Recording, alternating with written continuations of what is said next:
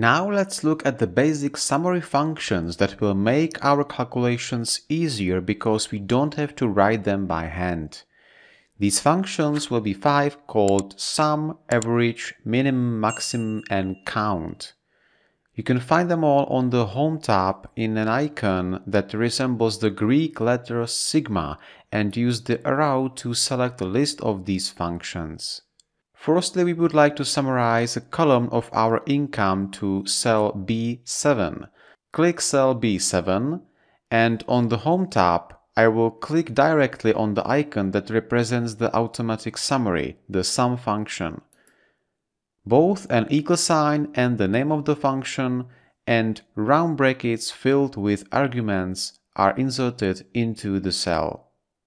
Each function starts with an equal sign followed by a name and then parentheses with so-called arguments. These are the cells that the function works with. This time, Excel itself offered us the area he considers the one we want to read, and that's right. We confirm with Enter and we can copy this entire function to the expenses column. The average is mathematically calculated as the sum divided by the count of values. Here we have a function called average, which we find in the automatic summary menu. We choose the average, and this time be careful, the Excel offers us the neighboring cells B2 to B7, but we only want to add B2 to B6. We can either rewrite this range manually in parentheses or, what is simpler, select these cells and check if their address fits and confirm OK. The minimum function finds the smallest value of the selected cells. Again, in the same icon, select the minimum. Again, we select correct range. We confirm with the Enter and see the lowest value of these cells. The opposite is the maximum or the highest value of the selected cells.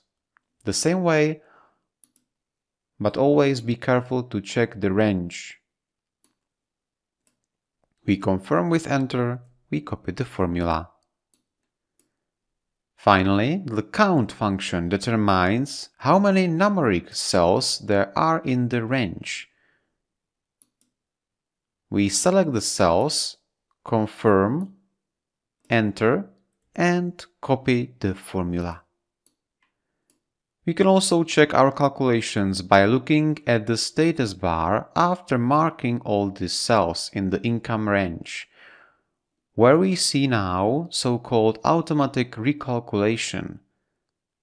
So much for the basic summary functions. Try it, give a like, subscribe, and see you in the next lesson.